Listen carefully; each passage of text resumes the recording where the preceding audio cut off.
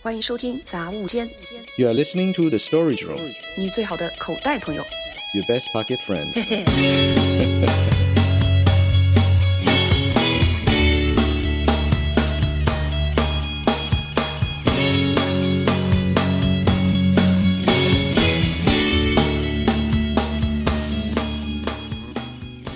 So, in last episode, we just talked about how to say no and the reasons we should say no, and the reasons we should somehow forgive people when they just rejected us, right? Or turned us down, right? So we just learned a little bit about Tim. Tim is a kind of person who's gentle and firm at the same time, but we want to know a little bit more about Tim. So I've known Tim for a very long time, right? But I never know what he does. It's like Chandler, like it's pretty mysterious. Like, what do you do, Tim? For work? What do you do for a living? I do, how do I describe this? So I work in a large enterprise company that makes solutions for other companies. So it's what we call B2B, right? Business to business solutions, right? And what I do is on the product management side, so deciding what should we make and how should we sell it. So it's more about the strategy of, the why, more so than the how. There are, how is answered by engineers. Engineers will figure out how to do it. I figure out why do we do it. So you have to deal with a lot of data in your job. Yeah, we have to do like market research, figure out, what the market wants, what the market is willing to pay for, where does the market think their pain points are, what are some of the common problems that people want companies like ours to solve. Wow, but you don't seem like somebody who's doing that kind of job. Yeah, I don't do the Doesn't data fit the analysis, stereotypes. right? Yeah. Yeah, I don't do the data analysis, although I have in the past. I do more, like I said, I collect all of the information and make sort of draw inferences. But I do still do a lot of like Excel works from time to time when needed, just to help rationalize things. Because, for example, right now my main project is working on how to change the way we sell our products to customers. And there's no change in the actual product, right? The customer's buying the same thing that they always bought, but it's the transaction model. And therefore it requires a lot of work with, for example, finance and how we would recognize the revenue. You have to work with legal to understand what is the legal implication of us selling it this way, taxation. So all these different departments, delivery. How are we going to deliver these products now it's being sold differently? How is our internal system going to capture it? So working with all these different teams. And sometimes, there's a lot of data that's being thrown around, right? How are we going to track that data? And I may have to do modeling sometimes in Excel or in other tools, be able to show everybody this is what I have in mind. Because at the end of the day, I'm the product owner, right? I own this whole approach, and therefore I need to inform everyone what I want to accomplish, and everyone else say, yeah, okay, but you can do that, or yeah, okay, we can support you, right? If anyone that raises their hand goes like, you can't do that. Like, for example, one of the ideas I had, legal said, yeah, you can't do that. That's not compliance. We will get into trouble legally. Okay, fine. Throw that idea out the window. Let's go back and see what are my constraints. What can't do. So do you think you're the same person when you're at work? Do you actually have a very different kind of personality when you're at work?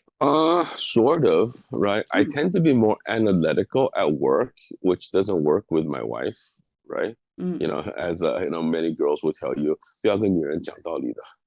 Right? So I try to rationalize. My job is to rationalize things, right? And to make sense of it, but it doesn't always work in a home environment. So yeah, in that sense I can be quite different. So can I say you could be a little more like tougher when you're at work?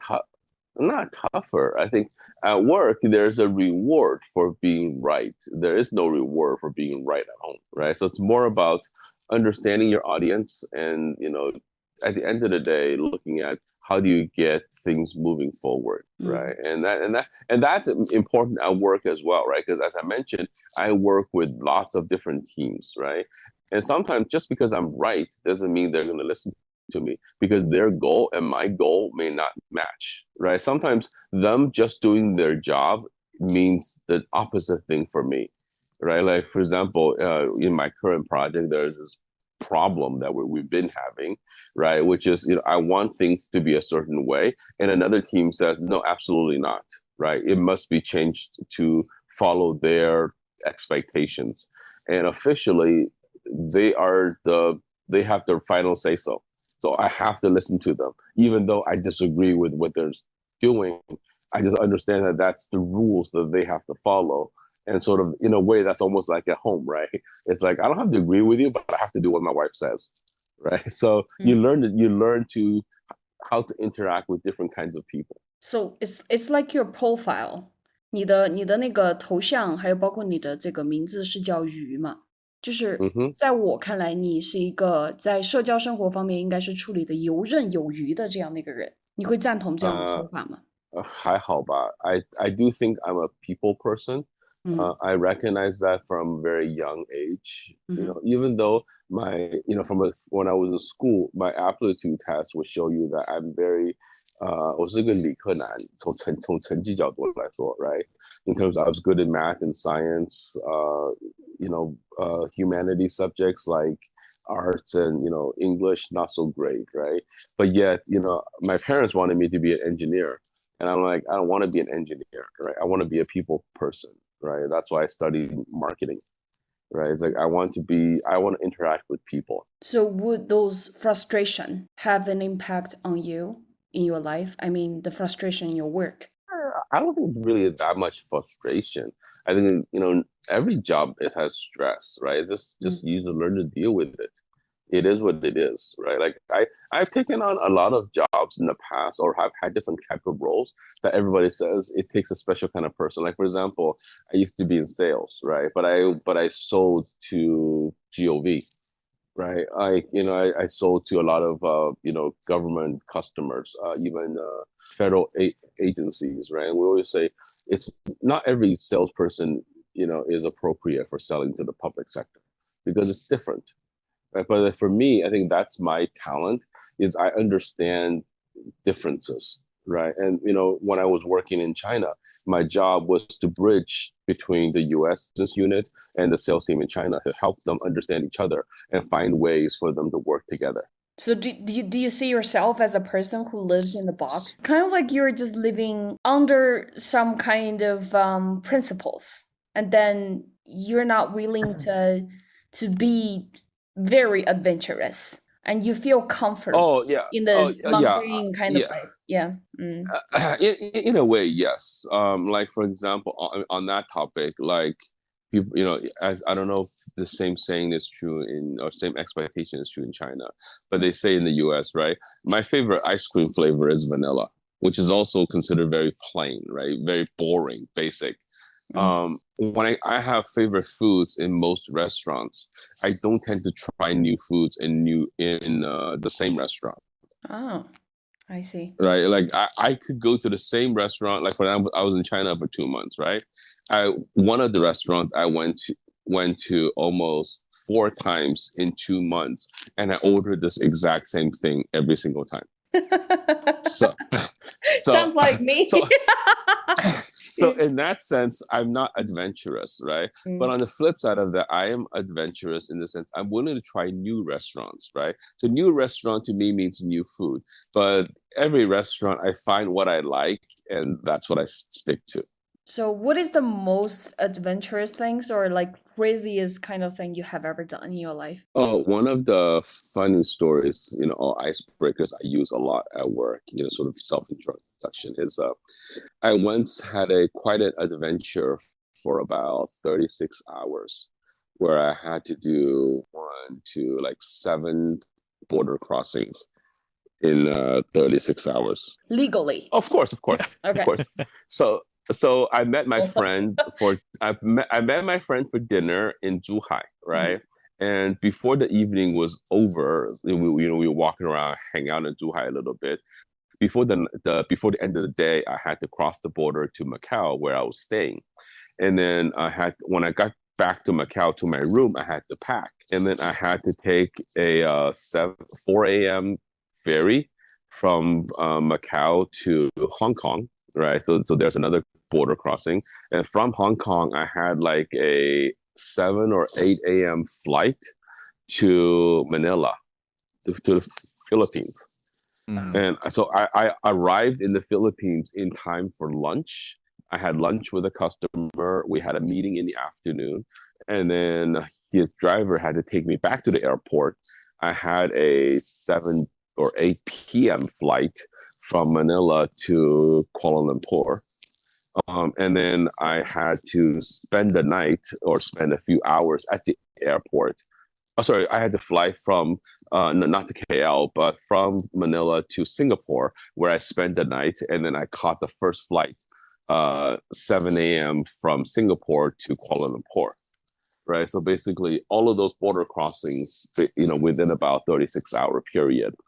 I was so exhausted when I got off the plane in KL. That is the only time I fell prey to such a common airport scam, right? So basically, I'm a Chinese-looking person coming out of KL airport. This guy, who typical, sort of, off, how do I say, business casual kind of dress, right? He's wearing whatever he's wearing, and then he has a badge, like an airport badge, right? And he comes up to me and starts talking to me about, he's talking to me in Chinese, right? I'm like half awake, right? I'm like, sure, right? And he's like, and he takes me to the taxi queue. So I thought, okay, this got to be legit, right? So he takes me to the taxi queue, and then he asks me, where are you going? So I tell him, where I'm going, and he goes, okay, it'd be like 200 Malaysian ringgits, right? I have no idea. I mean, I'm not like, first of all, I have no idea how much money that is to begin with, and I was too sleepy to open up my phone, go on Google, try to figure out what the exchange rate is, right? I'm like 200, whatever. I'm like, okay, fine. I mean, it's for work. I'm expensing it. It's not like I'm paying for it, right? So I get into the taxi, and then halfway, it's a good 30-minute drive, I think, right? It's because I'm going to the city outside of KL, so it's a bit of a drive. And then so the driver asked me, so how much did you pay? Like, how much did the other guy charge you, right? And then so I told him, and then he got pissed because apparently the fake worker told the taxi driver that he had charged me 100 ringgit, and he split it with the driver. So the driver only got 50. Oh my. And so I asked him, like, so how much would this ride be if we actually just metered it, right? If we just, just went by the meter. And it's like, oh, it's probably about 70 ringgits.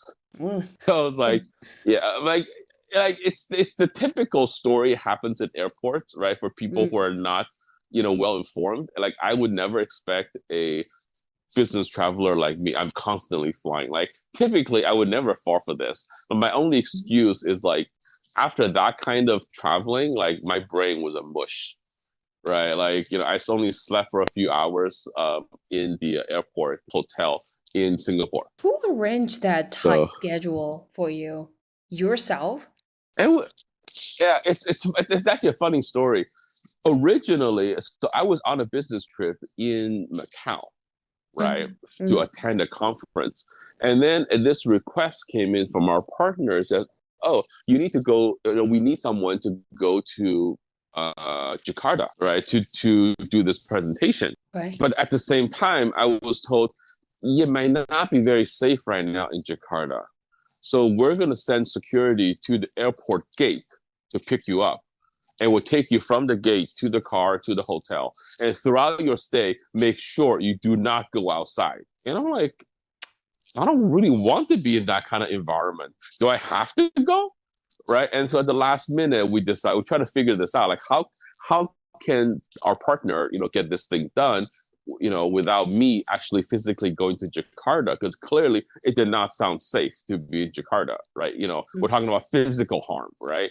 And so the compromise is I would fly to KL and train our partner in KL so that they can go to do this presentation, right? So I was in KL for 2 days, but this was so last minute. There was no flights, right? And then I also already have my schedule set up to go to Philippines. So it was just a very last minute thing to get all to crunch all of this together. And of course, it was, it was my rare opportunity to see my friend in Zhuhai. So it was like, so that part was on me, right? I wanted to go hang out with my buddy. Now looking back, I don't know why I didn't. Not to mention, that was the second time I got scammed on this trip. The first one was actually also airport related. I don't know why. Maybe I didn't know it well enough back then, or whatever the case may be. I don't know why I didn't take the ferry from Macau to the Hong Kong airport. Maybe it was too early. There was no ferry. I don't know. But I took the ferry to Hong Kong Island. And then I had to take a taxi from Hong Kong Island to the airport. Yeah, once again, 又是一个黑车, right? This is like, 5 o'clock in the morning, right? Not very awake, right? Like I said, 4 o'clock ferry from Macau to Hong Kong. I get to Hong Kong Island at 5 o'clock. And I don't know why I didn't take a regular, taxi, but it was, some car, I paid some amount, I don't even remember. And I got to the airport, right? Fortunate thing is, with both these incidences, the company pays for the expenses. So I'm not really out any money, but it's just one of those, travel when it's not awake or not rested is just such a bad idea. But both time that you got like scammed, those were the time when you were like super tired, right? Correct. You were Correct. sleepy and tired, and then you just got fooled by people. But most of the time, I guess you're most of the time I'm better than that, right? Yeah. But the one time I got into a car that something really bad could have happened actually didn't happen, and that's another funny story. I don't know if you want to talk about that as well. But one time I rode in a 黑车, right, in China, but it wasn't a car. Yeah. It was a 顺风货车, like 16-wheeler like car. Oh, it was hilarious. Yeah. But yeah, we'll save that for another time. It's another crazy one. But yes, I've been on a lot of adventures when it comes to travel. And then I'm gonna challenge you for another question, Tim. Yep. Like most of the time we're just randomly talking in the chat room, right? And seems like you definitely know a lot about this world, and you're like, I don't know, you're always Googling and learning the whole time. And I still remember there was one time when we were talking about some particular issue, and you just told us that you don't read. And oh yeah. Then I got my confusion here. Like, you don't read, and then how do you know so much? Well, I don't read in the sense that I'm lazy these days. I am a representation of what's wrong with society these days. I no longer have the patience to read books. I used to read. I mean, in my younger days, I used to read a lot, right? Mostly nonfiction, mostly fiction, some fiction, nonfiction as well. But like now I feel like I don't have the patience to read through a whole book, right? So I need my information in bite sizes. The most amount of reading I've probably done in the last 5 years is probably Wikipedia. Right? Like, in that sense, I read. Of course I read, right? Like, but it's not like book type of reading compared to many of my coworkers who talk about, oh, what's the latest book I've read, just like you're talking about ideas that you read in books. I haven't really read a book in a very long time. Like really sitting down. It doesn't stop me from buying books, right? I've bought a number of books in the last few years. I haven't read any of them. I just don't know. Like, I just feels like my attention span has been completely killed by internet, right? Like I have no attention span, right? I went to the library the other, but ironically, I'm a parent, right? So I'm trying to teach my daughter, reading. The importance of reading. Exactly, right? So we would go to a library. We would go to the library together, and she actually does love reading, right? So I do try to read with her, both like reading English books with her, as well as like we were in the library together. She found a book she wanted to read, and then I just randomly picked up a Chinese book, and then we sat there and read. right? Both of us. So I'm trying to get her to read more, and I do read to her like every night and stuff like that, right? But as far as reading books myself, I'm just not finding the desire to do so, right? So I think in a way, I kind of think of it as at this age, I'm just going to ride the rest of the life on everything I've read so far. Right? Like I've read enough, right? I don't want to read anymore, right? But to be honest, I do read a lot right now. But what I'm reading is just internet fiction. I've read a lot, but it's kind of like my parents. My parents read all the time, but yeah, a month later they may have forgotten they've even read the book, and they'll just read it again. So it's more about killing time than it is about actually reading and learning. Okay. So not productive reading. But I feel like I wanted to bring up an issue in terms of there's a difference between reading and learning, right?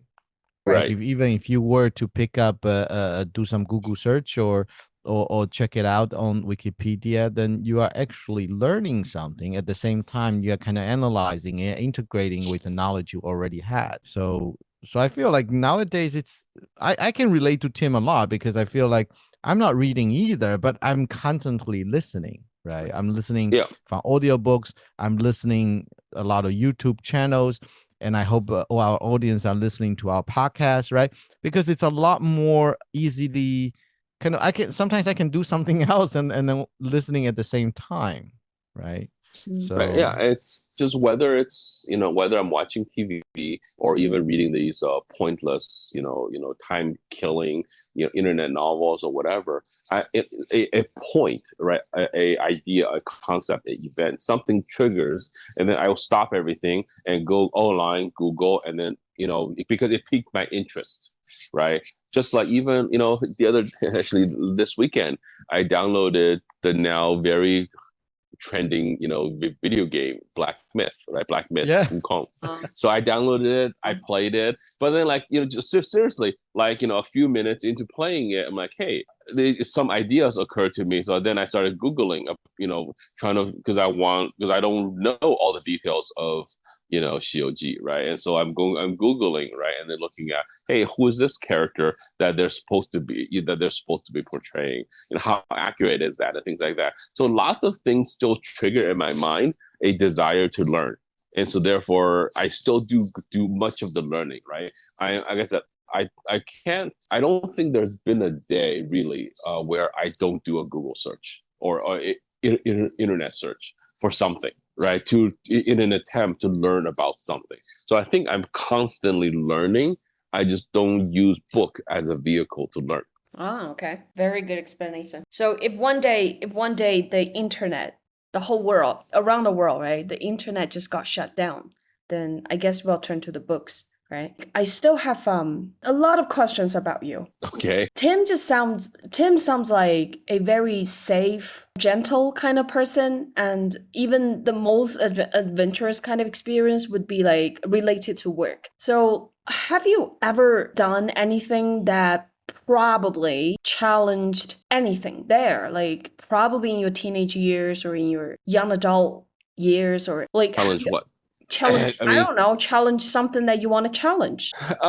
So like one the of rebellious kind of things, like like the Wukong. like the Wukong, just no. Yeah, well, I mean, not sort of, I guess, right? Like, I'll name a few things I've done, in my teenage years that's probably not common. So, for example, I hung out with a bunch of other Asian kids, right? And one of the things we did is, we raced a lot, right?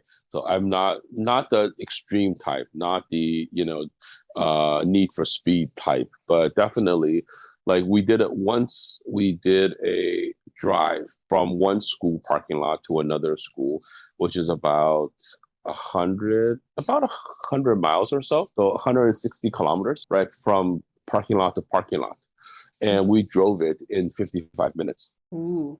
So, and it's those two cars, late night, trying to see who would get back fast. So we've done some crazy stuff in cars for sure. We've driven donuts, shuttle runs in cars, right? All of those crazy stuff. I, as I mentioned, I didn't want to be an engineer like my parents thought. So I enlisted. Never quite made. That's another weird story as well. So I enlisted in the Marines, but I never actually made it through. So I actually got weird enough, I got a discharge without ever going to boot camp. So the original plan was to go into reserves and then still be able to go to university, go to college. But then there was a conflict, right? I had some issues with the school. The school had some issues with me coming, and I was young. I didn't know how to. I was very young and hot-headed, and couldn't resolve things properly. So in the end, like everything just didn't work out. So so basically, I didn't join the Marines, nor did I end up going to the school that I was supposed to go to. And so life took a little detour for about a year, and then before it didn't quite resume, but I had to play catch up. We have this gentle and firm Tim that's in front of us now, but we also have this hot and young Tim in the past as well. Who doesn't? Oh yeah, right? Of course, right? I mean, that's the way I say. Everybody's young and stupid, when they're young, right? And if you're not young, if you weren't, young and stupid when you were young, then you're going to do that when you're old, and that's going to be much more costly. So that's why I always say to young people, go do whatever you want. There's always time to fix it later, right? When you make mistakes in your 40s and 50s, you may not have the opportunity to fix it. 哇，这就是别人家的孩子 Tim， 哪家的孩子长成了 Tim 的这个样子，父母亲真的高兴死了，真的。I don't think my parents would have. 别人家的孩子，我听出来了 ，Yeah。当时可能也不是，我觉得 Tim 讲的一个，我现在个人是体会很深的，因为我是有 regret， 就是在我年轻的时候，我觉得我是一个，就是很多人不是我觉得，就是很多人都觉得我是个乖乖仔，我也是一个所谓的乖乖仔。所以说到了某一个时间段，当然现在我自洽了哈，但是在某一个时间段，其实我是觉得 I missed a lot of things, right？就是很多什么年级该做的事我都没有做。对吧？所以说在某一个时间段，我会觉得说，怎么别人都经过了这么多的 adventure， 这么精彩的人生，我怎么就是这样子平平淡淡的，就是学习很好啊，该做的事情都得做啊，也都做得很好，但是就觉得很平淡无味。所以说，其实我个人觉得我如果我现在也有孩子了，我不会喜欢我的孩子会是别人家的孩子，就是 I don't want my kids to be this model child who studies really well and gets great grades, right? And then maybe aim for Ivy Leagues, which is what my brother's children are. But, good for them. But, I prefer my kids to travel around, maybe play some games, right? If you feel like it, and let's down on Black Myth and play Wugong and play, I don't know. I just like doing things rather than being in somebody else's kind of framework. I would say that I want them to be, I think in a way, like my son is in many people's eyes, other people's kid or别人家的孩子, right? Because he is that good, or, academically and whatever else. But I think I'm still happy for him because that's who he wants to be. Maybe it's him, maybe it's sort of the way we raised him when he was younger. But I think I want them to be comfortable with who they are. Right. And experience the things that they want to experience and not feel like they have to live up to some standard or some expectation. Right. I would say that, I had definitely a rocky start to life, not in the negative sense, but just, I was not the most obedient child. Right. And I would say other than, the one really bad thing, right? Like, drugs, right? Other than drugs, I've probably done everything you can imagine as a crazy teenager. Jeez. Right. So my teenage and in early 20s were adventurous, right? And it cost me, right? I could have had a much easier life than I do today. I could have made a lot more money. I could have had a much better education. I could have blah, blah, blah. I could have had lots of things, right? But then I looking back upon it, I say, then that wouldn't have been me, right? I wouldn't be me. I would be somebody else, right? I would be this obedient child doing all the right things and wouldn't have half the life experiences that I would have had. And, maybe I would have gone to the Ivy League, had a high paying job and, be boring, in my mind, right? So I think to me, it's who says, there's only one way to live your life, right? Like, I think it's important for the kids to just be happy with their choices and understand, choices come with consequences. Be prepared for the consequences of your own choices, but also at the same time, be brave enough to make your own choices. I like that phrase. Like it's called "We are exactly where we should be." I really appreciate that saying. Yeah. 其实就是他的那个青少年的叛逆换来了现在成熟稳重的 Tim。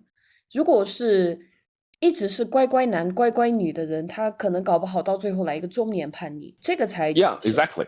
Right? Yep. That's what I always say. 所以其实我还那这样看就更是别人家的孩子了。No.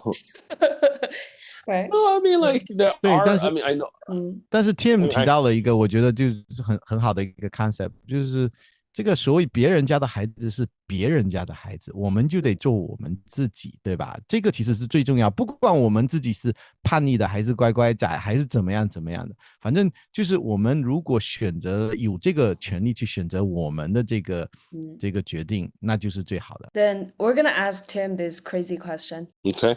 Yeah. So if you were to have a superpower, and what kind of superpower you would like to have, and there's no consequences or no responsibilities, you get to choose one. What kind of superpower you would like to have and why? I would love to be able to selectively have some control over, right? Selectively hear what other people are thinking. Why? Because I like to be in control. So the more information I have, the better I can put myself in a better situation. Selectively hearing people's mind. No, okay, so basically, yeah. So basically, when we talk about mind reading, right? Some people sort of they're if you think about it, if one of the possible downside is, hey, you walk into a room, there's 800 people thinking, and then you're just like overwhelmed with that information, right? So that to me is like untrained or unfocused, right? What I want to know is like, I want to know what you're thinking, so I want to be able to know that. Let's say after listening to the story, if my mind if there's a word like mediocre just popped up in my mind, and you just right, you just see this, and you would never like this word. Now, what do you do about it? That's fine. No, that's fine. No. So here's the thing, right? The whole point of this is not to say, oh, I'm perfect and I'm going to be great, right? But this way, I know what I'm dealing with, right? Is that so I know exactly how you feel about me, right? Which is fine. There's nothing to say that you have to like me, nor the fact that I would care or want to make everybody like me. But I want to know that in all of the relationships, that all the interactions that I have, how do people, to make sure that I'm never deceived, I never misunderstand or take something for granted, and be able to know exactly how I should act, right? So I can act for the optimal result. Right, but I have a challenge for Tim then, because I feel like if you are always in control, you always understood, you've gathered as much information as you can because you can mind read selectively, right? You're pretty much always in control. That's basically it.